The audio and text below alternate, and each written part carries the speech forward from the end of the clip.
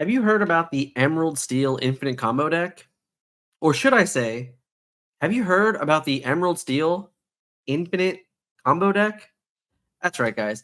Let's have a little bit of a chat about Emerald Steel, about the Infinite Combo. I'm sorry, my bad.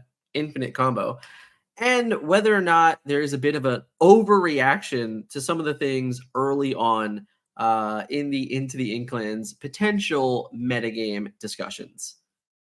Let's take a look at some of the details.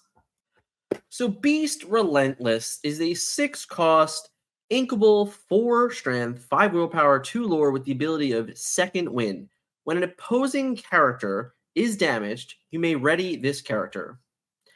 Well, this card started at about a $30 card when Rise of the Fallborn was released. It dipped all the way below $10 until yesterday. That's right. In about a 13-hour span of time, Beast Relentless went from being a $8 legendary to nearly a $40 legendary in some cases. We hit this at the time of recording was about 11 a.m. On Tuesday morning, February 20th. So the lowest one you could find is for $32.99 plus shipping. But the majority of these are on sale for over $40 at this point. This is all coming off the backs of the understanding that the infinite combo deck is potentially ruining the Disney Lorcana metagame before it even gets released. That's one reaction. Let's look at a second reaction. A Whole New World, the wonderful 5 cost uninkable song that allows each player to discard their hand and draw 7 cards, has been around for quite some time, but at the beginning of Rise of the Floodborn, it was sitting around a $15 card. And overnight, you're seeing some quick spikes, but it did drop below $10 for a good period of time. We're now seeing it hit in the above to $18 to $20 range and potentially rising. The problem with A Whole New World as opposed to Beast is that A Whole New World, most of the Whole New Worlds that were at its peak were purchased when first chapter was first released, and then most of the sellers have just kind of been sitting on 4, 5, 6, 10 copies of this. So it's a lot harder for a card like this to be bought out and actually rise because there's so many more copies of the card being sold. But seeing this initial spike is still because of this potential infinite combo. So it's very fun to see these type of rises. I can say that the foil version of A Whole New World was about $10 and they're not here, but the ones on sale now are over $50. So that's a pretty gigantic change as well. All in all, 2 initial reactions to the market about a deck that isn't even legal in play yet because the cards aren't even out yet.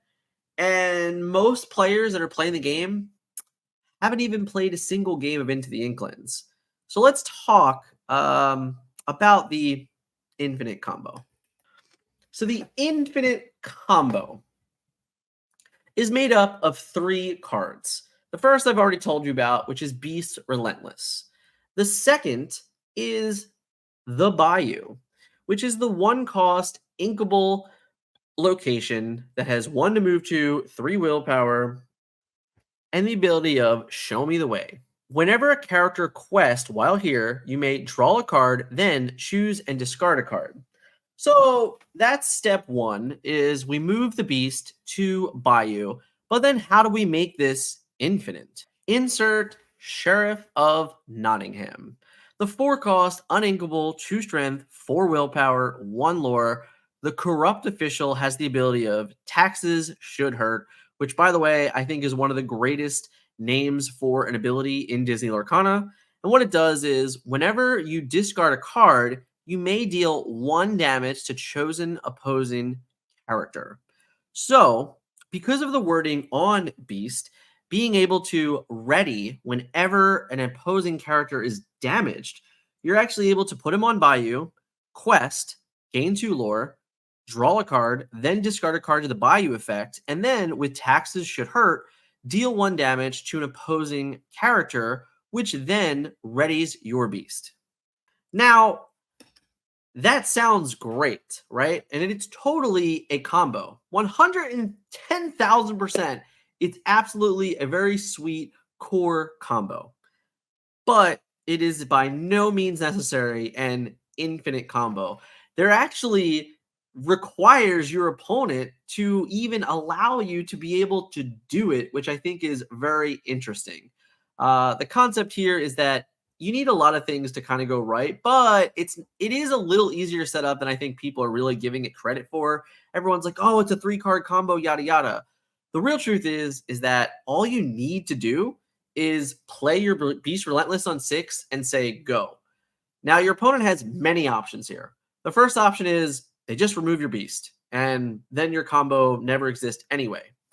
The second is they just play characters that either A, don't even allow you to do the combo through ward or resist, or B, they play enough characters that you can't actually combo out enough to win with. Because any single time that you can play Beast and it actually not be banished, then the next turn you can just pay 5 resources, play Sheriff and Bayou, and move Beast to Bayou. You don't even need to ink another card, which is the crazy part here. So the whole thing here is that yes, this is a combo, and yes, it is very powerful, and yes, you should be weary of it. But what you need to understand is that you do have a 6 cost character that has 4 strength and 5 willpower. So the amount of ways to get rid of Beast is pretty high.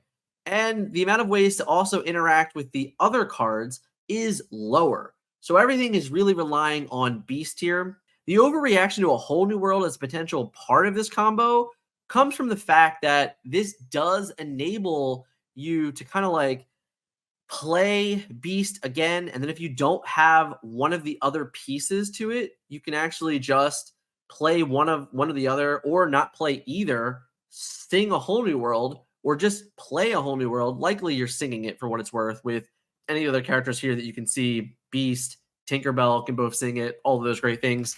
Um, and enable you to find the rest of the combo to then just go off. So there's a lot of pieces here that really play a supporting role. The Ursula in, playing the role of drawing more cards through Let the Storm Rage on, also just drawing more cards through Strike a Good Match, definitely giving you ways to filter through and find it. You can also just play a Bayou early if you have to, kind of run them out those ways.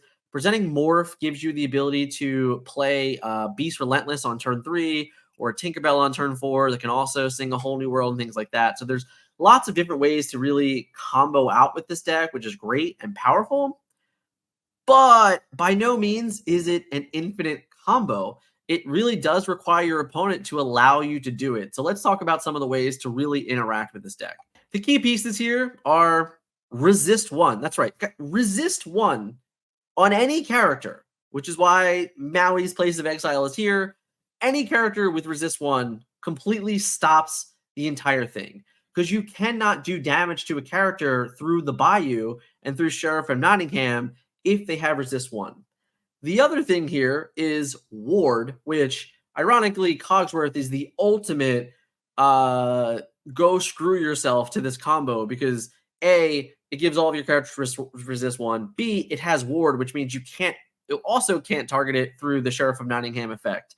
So all of those things really do present a complete stop to this, which is again just proving that it's not a true infinite combo at all, because your opponent can just be playing a normal game with cards like Cogsworth or cards that have resist 1, utilizing Maui's Place of Exile, which all present these different ways that truly just flat out stop your combo in general.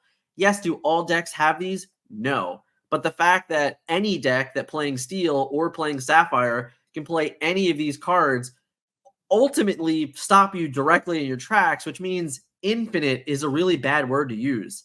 Is it a combo? Yes. Is it infinite? No. Let's look at some more cards. Dragonfire, Let It Go, and Mother Knows Best are just 3 cards from Chapter 1 that interact with Beast Relentless. There's Along Came Zeus.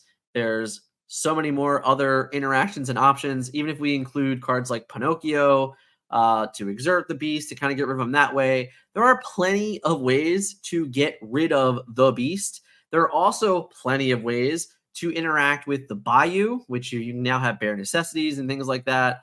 Um, all sorts of different ways to really interact and prevent the combo from going off and making it worse. So again, this infinite combo thing is kind of a disaster, and people should really stop calling it that because it's not an infinite combo. I'm sorry, guys. Last but not least, I would like to talk about trends that we are now seeing in Disney Lorcana revolving around decks before cards are even in players' hands.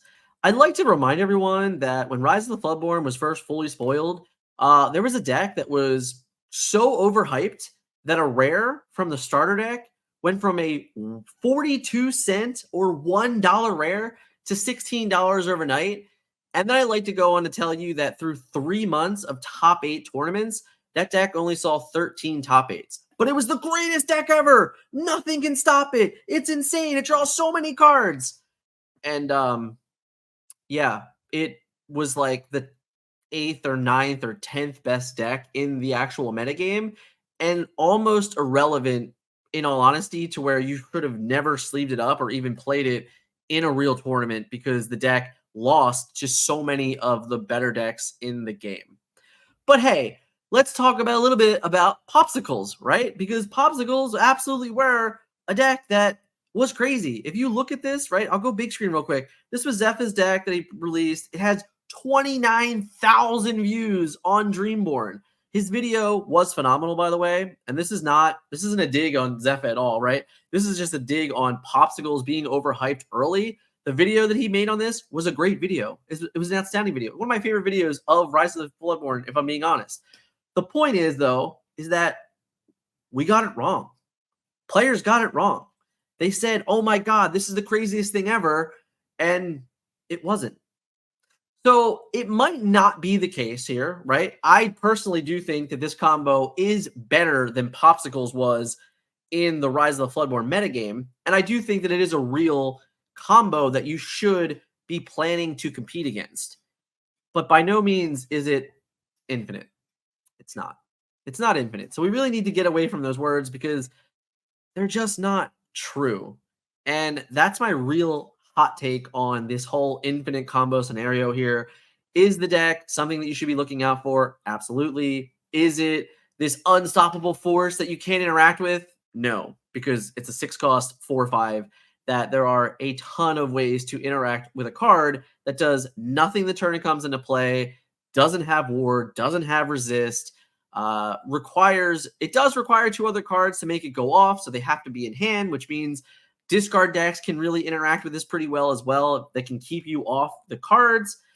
And yeah, you can just force your opponent into not easily doing it at all. Play cards with resist, play cards with ward. So many ways to interact with this combo that I think that we are a bit overhyped. So like my true reaction to this is, hey, don't freak out. Don't go and buy $40 or $50 Beast Relentlesses if you don't have them yet. Calm down, let it settle, let the first week or so of cards come in. If it ruins the day, then hey, I'm wrong and I apologize in advance. But I do think that me making this video, letting you know that you just need to find answers to a 6 cost 4/5. Again, so many ways to interact with this. It's insane.